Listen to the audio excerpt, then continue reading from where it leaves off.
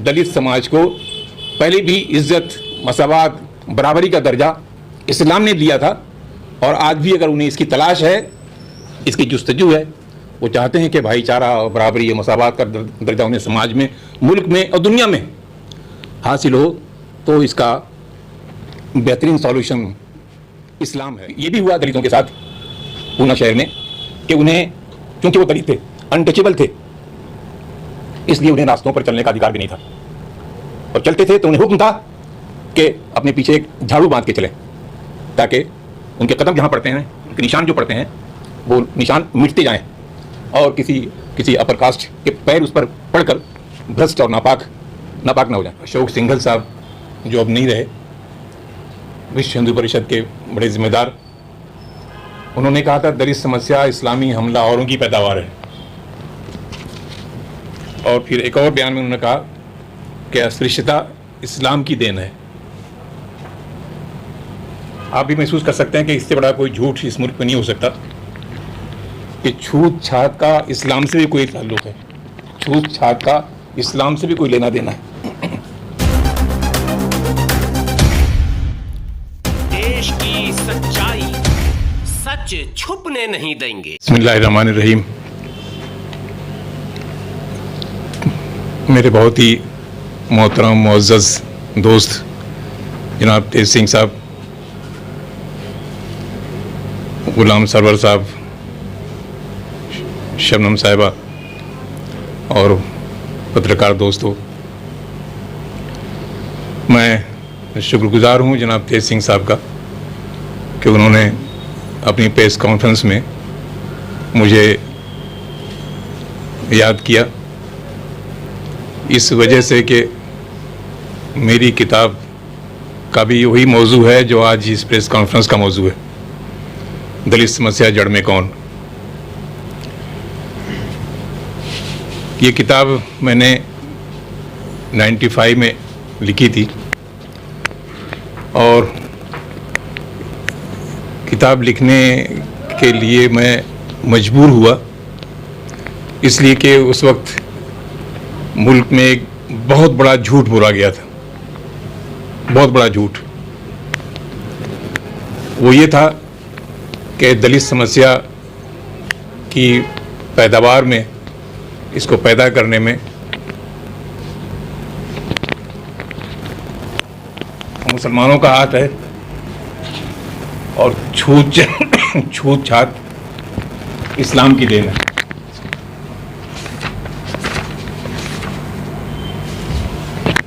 ये उस ज़माने में अशोक सिंघल साहब जो अब नहीं रहे, विश्व हिंदू परिषद के बड़े जिम्मेदार, उन्होंने कहा था दलित समस्या इस्लामी हमला औरों की पैदावार है। और फिर एक और बयान में उन्होंने कहा कि अस्पृश्यता इस्लाम की देन है। आप भी महसूस कर सकते हैं कि इससे बड़ा कोई झूठ इस मुल्क में नहीं हो सकता कि छूत छात का इस्लाम से भी कोई ताल्लुक है, छूत छात का इस्लाम से भी कोई लेना देना है। इसी तरह से उन्होंने दलित समस्या का जिम्मेदार इस्लामी हमलावरों यानी मुसलमानों को करार दिया। ये भी उसी तरह की बात थी जिसका हकीकत से दूर दूर तक कोई ताल्लुक नहीं है। मैंने गौर किया कि इस दो बड़े झूठ जो बोले गए हैं और पूरे मुल्क को हक़ाइक़ से दूर रखकर गुमराह करने की कोशिश की गई है और ख़ास तौर पर इस मुल्क के कमज़ोरों को, पसमानदा लोगों को, दलित भाइयों बहनों को एक बड़े झूठ से आशना करके उनको गुमराह करने की जो चेष्टा की गई है, तो ज़रूरत है कि हकीकत क्या है इन मसलों की, ये सामने लाई जाए। मैं खुदा का शुक्र अदा करता हूँ कि ये तकरीबन 300 पेज की किताब में मैंने अपना कोई सेंटेंस नहीं लिखा है। मेहनत मैंने की है, रातों को जाग जाग कर एक लंबी मुद्दत में किताब मैंने लिखी और इस पूरी किताब में हिंदुस्तान के बड़े मुफक्किर, राइटर्स, स्पीकर्स, पॉलिटिशियंस की जो किताबें हैं उनके हवाले जमा किए हैं।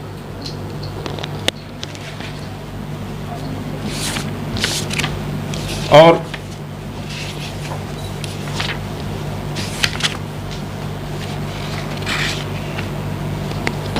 इन हवालों के ज़रिए मैंने ये बताया है, जिसमें किताबों के नाम है, मुसन्निफ़ का नाम है, उनकी किताबों के सफ़ात नंबर हैं, दर्ज हैं इस किताब में। और मैंने ये कोशिश की है बताने की कि दलित समस्या का आधार क्या है, इसकी बुनियाद क्या है। तो मैंने खुद कुछ कहने की बजाय ये रखा है अरे मुल्क के सामने कि इसकी बुनियाद हिंदू धर्म की मजहबी किताबें हैं, वेद हैं, पुराण हैं, गीता है, रामायण है, महाभारत है और दीगर जो मजहबी किताबें हैं उनके हवालों से मैंने ये साबित किया है कि इसकी बुनियाद इस्लाम का तो कोई दूर दूर ताल्लुक़ नहीं है। इसकी बुनियाद, इसका आधार ये किताबें हैं और हिंदू समाज है जिसने बुनियाद रखी। जैसे हमारे दोस्त तेज सिंह साहब ने कहा कि इस मुल्क में बाहर से आने वाले कुछ लोगों ने इस मुल्क पर अपनी सत्ता कायम करने के लिए इस मुल्क के जो उस वक्त के मौजूद लोग थे उन पर जुल्म सितम का सिलसिला शुरू किया और अल्टीमेटली इस मुल्क के हुक्मरान बन गए वो। मैंने फिर ये बताया है हवालों के ज़रिए ही किताबों के कि आपने बुनियाद रखी दलित समस्या की इन किताबों ने, और फिर उस बुनियाद पर जो तबका आपने एक पैदा किया, आज हम उसे तबके को दलित कहते हैं, इससे पहले हरिजन कहते थे और उससे पहले अछूत कहते थे और उससे पहले जो कहते थे वो कहते हुए शर्म आती है, दास, गुलाम वगैरह वगैरह। तो मैंने ये कोशिश की बताने की कि उनको अधिकार क्या दिए। आपने अलग किया उन्हें, एक तबका बनाया, एक सोसाइटी बनाई अलग लोग जातियों की, और उनको अधिकार क्या दिया। तो ये किताब ये बताती है कि उनको कोई अधिकार नहीं दिया, यहाँ तक कि उनको जीने का अधिकार भी नहीं दिया और कोई सामाजिक अधिकार, कोई और हक उन्हें कोई हक नहीं दिया। अगर ये किताब आप पढ़ेंगे और देखेंगे कि जो चीज़ें इसमें बयान हुई हैं तो मुझे यकीन है कि आपकी आंखों में आंसू आए बगैर नहीं रहेगा कि इंसानों के साथ इंसानों ने क्या सलूक किया।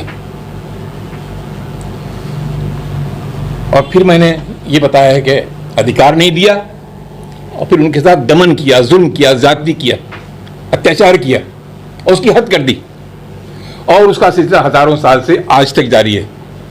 इसका जिक्र हमारे भाई ने भी किया। कोई दिन ऐसा नहीं गुजरता, आप अखबार देखें, रेडियो देखें, टेलीविज़न देखें, सोशल मीडिया पर आप देखें कि ऐसी दर्दनाक कहानियाँ आपके सामने आती हैं कि जिन्हें आज भी सुनकर और देखकर और पढ़कर सिवाय रंज और अफसोस के कुछ नहीं होता कि वो सिलसिला आज भी हज़ारों साल के बाद ख़त्म नहीं हो रहा है। तमाम तर वादों के बावजूद, तमाम तर दावों के बावजूद, कॉन्स्टिट्यूशनल राइट्स के बावजूद वगैरह वगैरह। फिर दलित तबके में जो इस जुल्म, अत्याचार का जो दर्द पैदा हुआ, उस दर्द को मैंने जमा कर दिया है। वो दर्द अगर आप देखेंगे, पढ़ेंगे तो आप भी उस दर्द में गिरफ्तार हुए बगैर नहीं रह सकेंगे। कितना जुल्म, कितना अत्याचार हुआ है। अत्याचार की एक लंबी का फहरिस्त मैंने इस किताब में दी है। हमें आज आप और हम अगर सुने तो हमें यकीन नहीं होगा कि ये भी हुआ दलितों के साथ पूना शहर में कि उन्हें, क्योंकि वो दलित थे, अनटचेबल थे, इसलिए उन्हें रास्तों पर चलने का अधिकार भी नहीं था। और चलते थे तो उन्हें हुक्म था कि अपने पीछे एक झाड़ू बांध के चलें, ताकि उनके कदम जहाँ पड़ते हैं, उनके निशान जो पड़ते हैं, वो निशान मिटते जाएं और किसी अपर कास्ट के पैर उस पर पड़कर भ्रष्ट और नापाक ना हो जाएं। गले में वो हांडी बांध के चलते थे कि थूकें तो उसी में थूकें। एक लंबी कहानी है जुल्म के, अत्याचार की, जो आज तक मुख्तलिफ शक्लों में। आपको ये सुनकर शायद यकीन करना बहुत मुश्किल होगा कि तमिलनाडु में एक जाति दलित भाइयों की ऐसी है जो दिन में अपनी आबादी से बाहर नहीं निकल सकती अपनी रोजी कमाने के लिए, कि उसको लोग देख लेंगे और नापाक हो जाएंगे। उसके दर्शन से ही अशुद्ध हो जाते हैं प्रकाश के लोग। वो अपनी रोजी रोटी कमाने के लिए रात में निकलते हैं अपने घरों से। रात में आदमी क्या कमाएगा, कितना कमाएगा? सारी व्यवस्था को अंजाम। जी, ये सारी व्यवस्था अब सोचें, कहीं से इस्लाम, कहीं से मुसलमानों से कोई ताल्लुक है, कोई संपर्क है? बल्कि मैं तो ये कहूँगा और कहता रहता हूँ बड़े एतमाद के साथ, बड़े यकीन के साथ, बड़े भरोसे के साथ, कि इस्लाम ने दलितों के साथ, कमज़ोरों के साथ, मजलूमों के साथ, पसमानदा लोगों के साथ वो शुरू किया है जिसका दुनिया में कोई कौम और कोई जात सोच भी नहीं सकती। इतना शानदार। अल्लामा इकबाल का वो शेर बहुत मशहूर शेर है, आप सबने कहीं न कहीं सुना होगा। एक ही सफ में खड़े हो गए महमूद व अयाज। नमाज में आप देखते हैं कि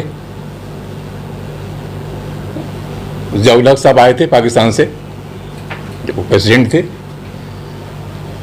यहाँ की जामा मस्जिद में नमाज पढ़ी उन्होंने, और दिल्ली गवाह है कि उनकी नमाज के मकाम के लिए, जगह के लिए कोई स्पेशल अरेंजमेंट नहीं हुआ।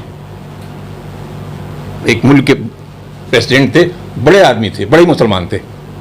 मैं कहने के लिए कह रहा हूँ कि जहाँ उन्हें जगह मिली वहाँ खड़े हो गए, जिसको उनके पास जगह मिली वो खड़ा हो गया, और इस तरह नमाज मुकम्मल हुई। और इसी तरह नमाज पूरी दुनिया में 5 वक्त हर रोज पढ़ी जाती है। किसी की हिम्मत नहीं मस्जिद में ये कह सके कि मैं तो बहुत सूटेड बूटेड हूँ और आप ज़रा कुछ कमज़ोर से लग रहे हैं, थोड़ा सा उधर हट जाइए, थोड़ा इधर हट जाइए। एक ही सफ में खड़े हो गए महमूद व अयाज। न कोई बंदा रहा और न कोई बंदा नवाज। मैं अपनी बातों, गुफ्तगू में ये कहता हूँ कि हज़रत मोहम्मद पैगम्बर इस्लाम सल्लल्लाहु अलैहि वसल्लम के दौर में जब मक्का फतह हुआ, हुज़ूर सल्लल्लाहु अलैहि वसल्लम मक्का तशरीफ़ लाए, तो आज की इस्तिलाह में आप कह सकते हैं कि उस वक्त जो दलित थे, बल्कि मैं कहता हूँ महादलित थे, हज़रत बिलाल रज़ियल्लाहु तआला अन्हु, कमज़ोर, गुलाम, सांवले, काले। तारीख ने फिर ये मंजर नहीं देखा।